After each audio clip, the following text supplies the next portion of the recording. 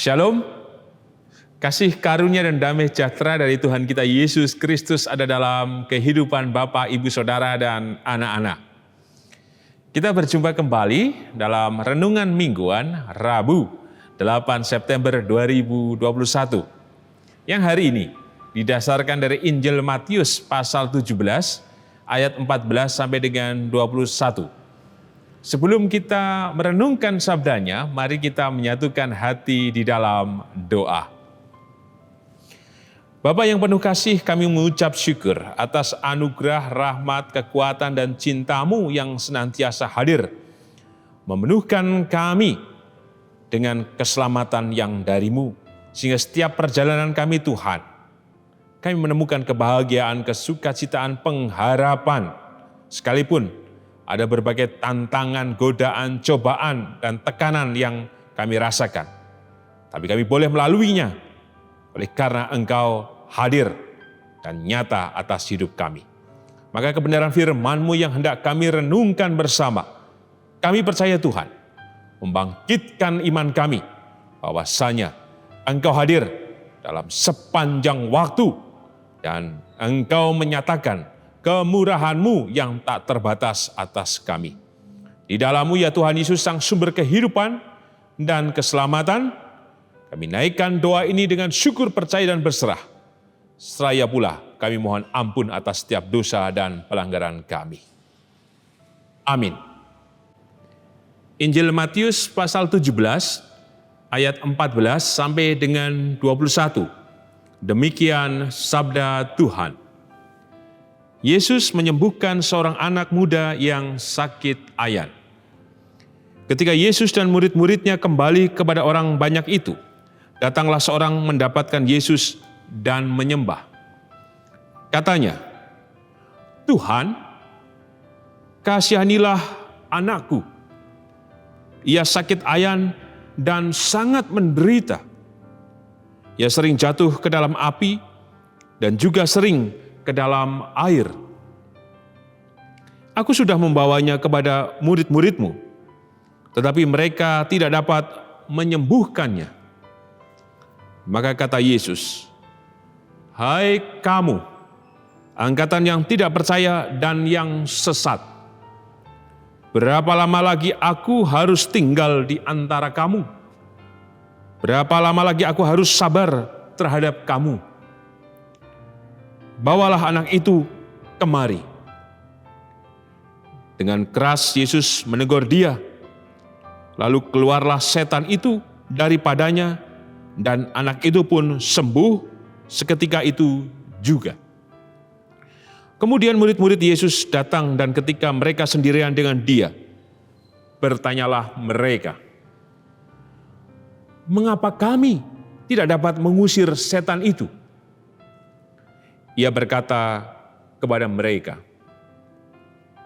"Karena kamu kurang percaya, sebab aku berkata kepadamu, sesungguhnya sekiranya kamu mempunyai iman sebesar biji sesawi saja, kamu dapat berkata kepada gunung ini, 'Pindah dari tempat ini ke sana,' maka gunung ini akan pindah, dan takkan ada yang mustahil bagimu. Jenis ini tidak dapat diusir kecuali dengan berdoa dan berpuasa." Berbahagialah kita yang mendengarkan sabda Tuhan, dan berbahagialah kita yang percaya. Haleluya. Amin. Bapak, Ibu, Saudara, dan anak-anak, tema Renungan Mingguan 8 September 2021 adalah kecil menjadi besar. Tentu seringkali kita mengharapkan pada hal-hal yang fenomenal, yang luar biasa,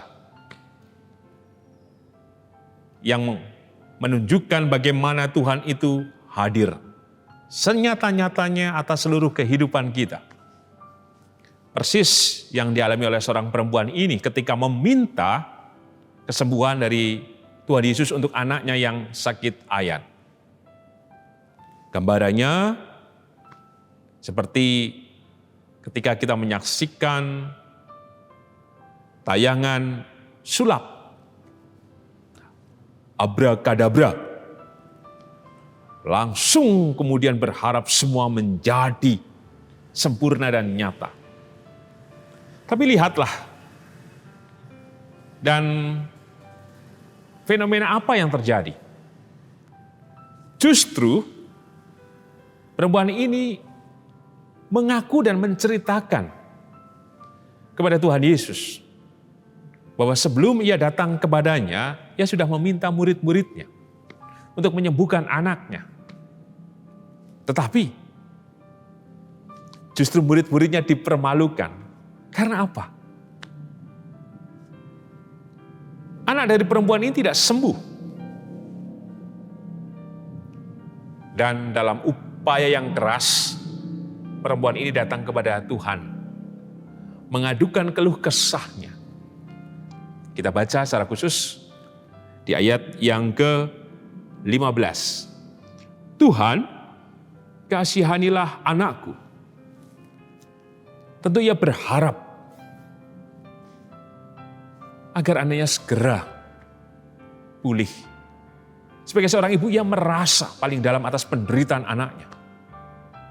Karena kembali kita perhatikan di ayat yang ke-15, ia sakit ayan dan sangat menderita. Karena penderitaan itulah perempuan ini tidak lelah untuk mencari. Karena penderitaan inilah yang membuat dirinya terus berjuang dan bergerak. Dalam keyakinannya, maka ia menghampiri Tuhan Yesus.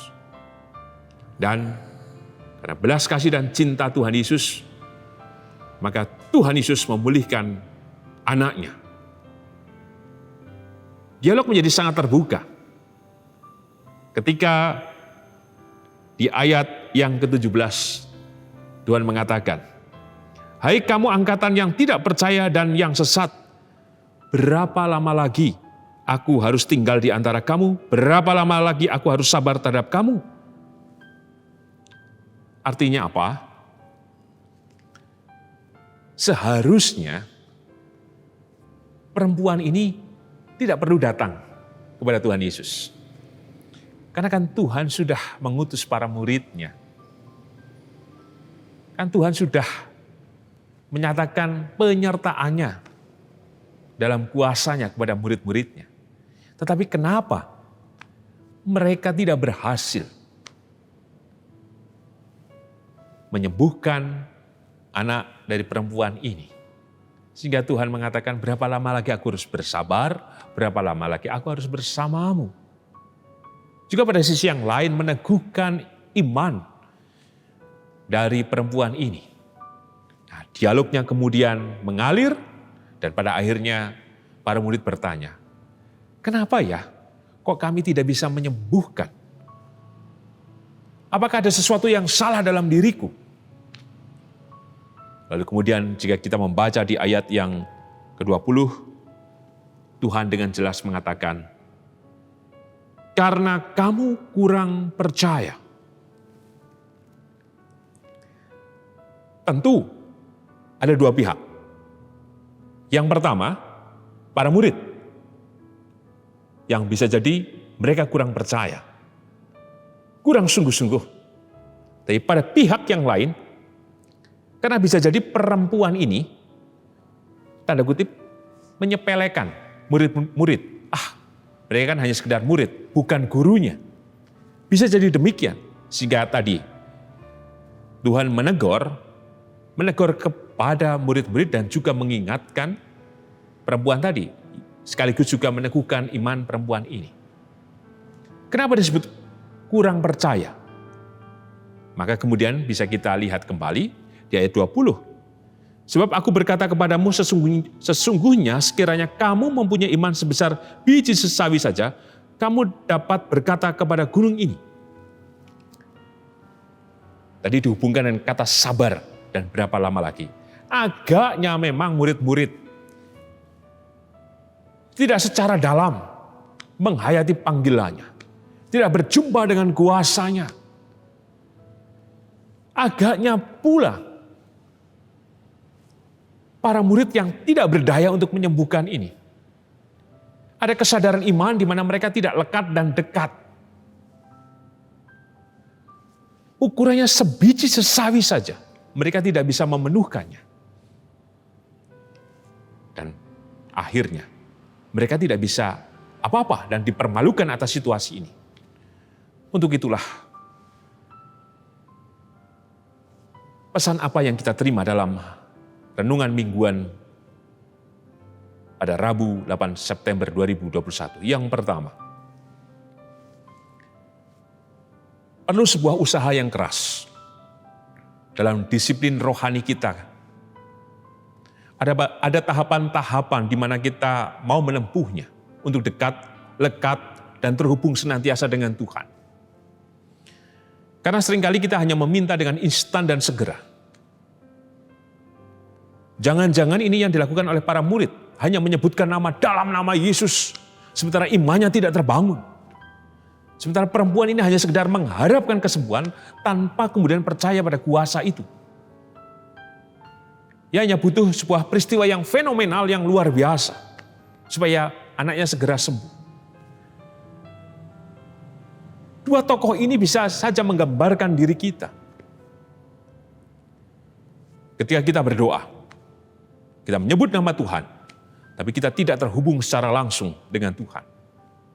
Hanya sebuah identitas yang melekat saja, tetapi kesadaran kritis bahwa kita mengakui dan percaya tidak menjadi bagian dalam hidup kita. Buktinya apa?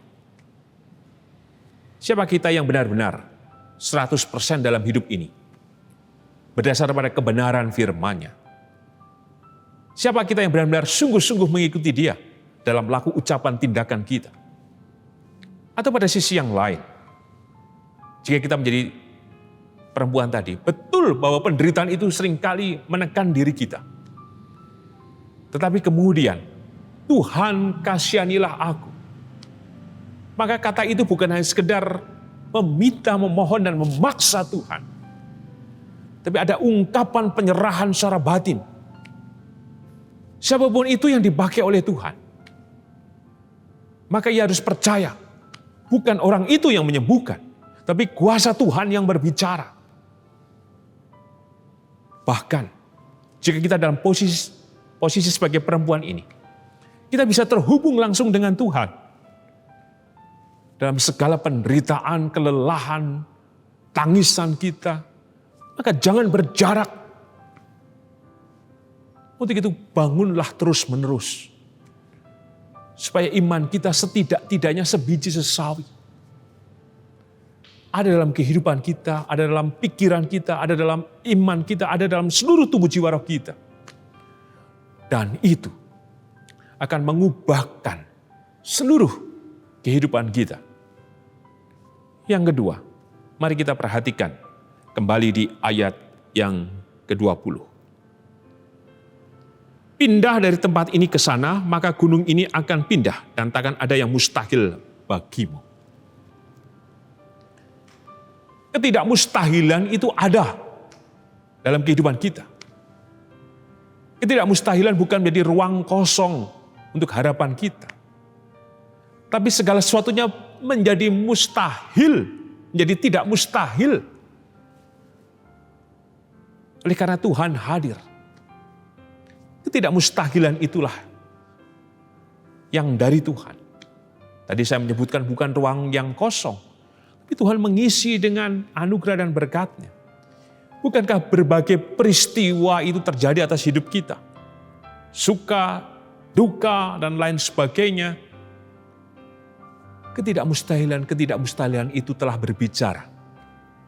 Yang tidak kita pikirkan terjadi. Yang tidak kita angan-angankan justru itu yang Tuhan penuhkan atas kita. Maka pengharapan kita harus meyakini ketidakmustahilan yang Tuhan nyatakan atas hidup kita. Itu sungguh-sungguh akan terjadi dan terus terjadi. Jika kita terus berteriak, Tuhan kasihanilah aku, dengan terbuka dan beriman penuh kepadanya.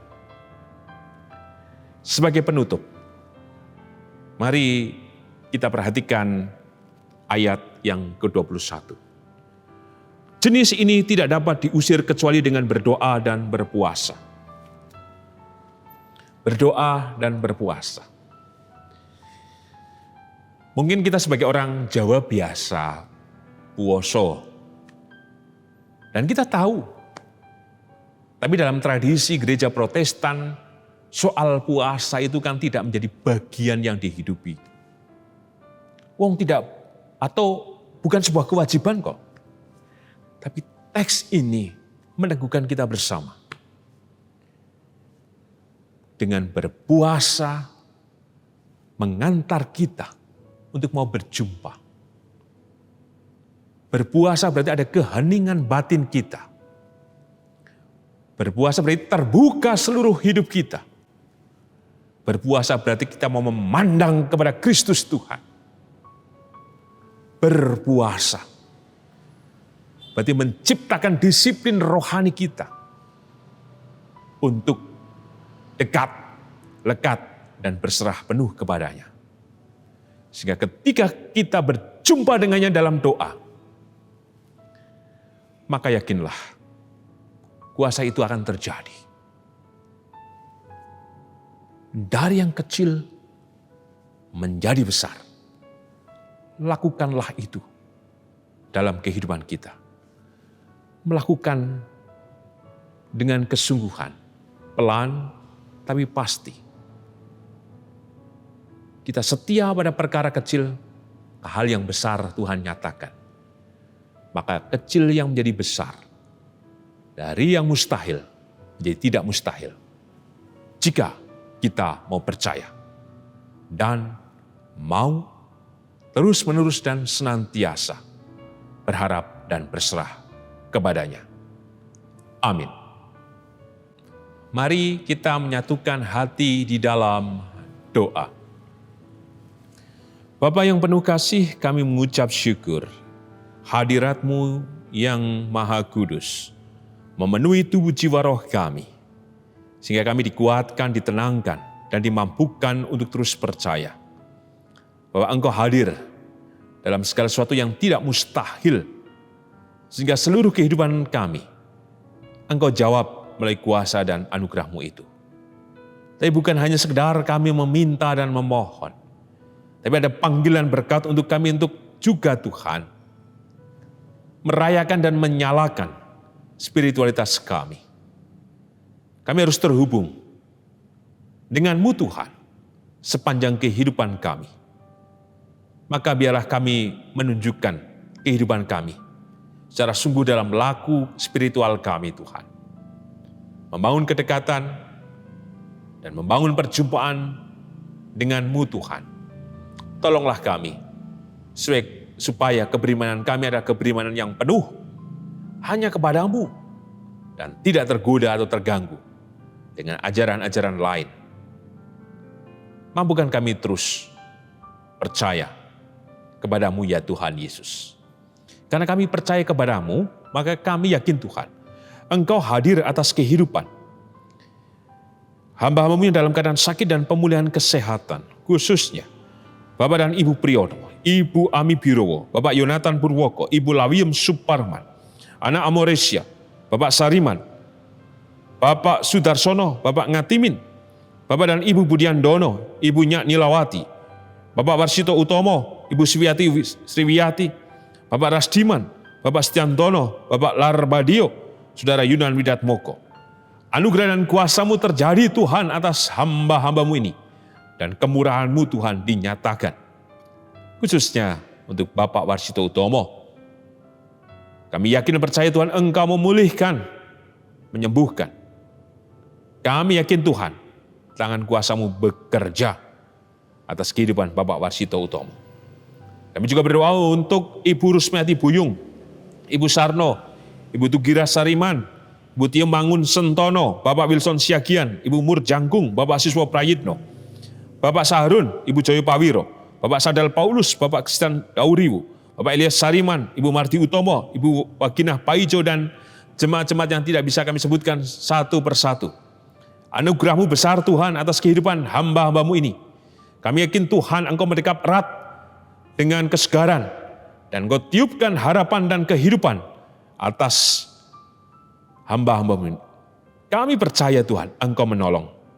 Demikian juga atas kami Tuhan, Di tengah berbagai persoalan kehidupan yang menekan, yang kami merasa sulit untuk keluar, kami yang putus asa, kami yang lemah, kami yang tak berdaya, kami yang berjuang dalam ekonomi rumah tangga kami yang berjuang untuk memulihkan kehidupan atau keharmonisan rumah tangga kami yang rindu akan kehadiran putra, kami yang terus Tuhan menghidupi juga untuk kebutuhan sekolah anak-anak kami, dan berbagai hal yang menjadi kerinduan dan harapan pergumulan dan pergulatan kami. Kami yakin Tuhan, cahaya kasih-Mu terus senantiasa menyinari kami, sehingga kami yakin pula berkat-Mu hadir melimpah. Kami yakin Kau menolong. Demikian juga atas kehidupan bergereja di GKJ Sari Mulyo, kami yakin Tuhan rahmat, berkat, dan karunia-Mu terjadi atas kami. Dan kami yakin juga Tuhan Kau memberkati bangsa dan negara kami. Pertolongan-Mu nyata, memberikan kesejahteraan, keamanan, dan kami yakin Engkau senantiasa juga Tuhan memberkati bangsa dan negara kami oleh kemurahan-Mu yang tak pernah padam. Di dalam-Mu ya Tuhan Yesus, Sang sumber kehidupan dan keselamatan, kami naikkan doa ini dengan syukur dan percaya serta berserah. Amin. Tuhan Yesus memberkati Bapak, Ibu, Saudara, dan anak-anak kini dan selamanya. Amin.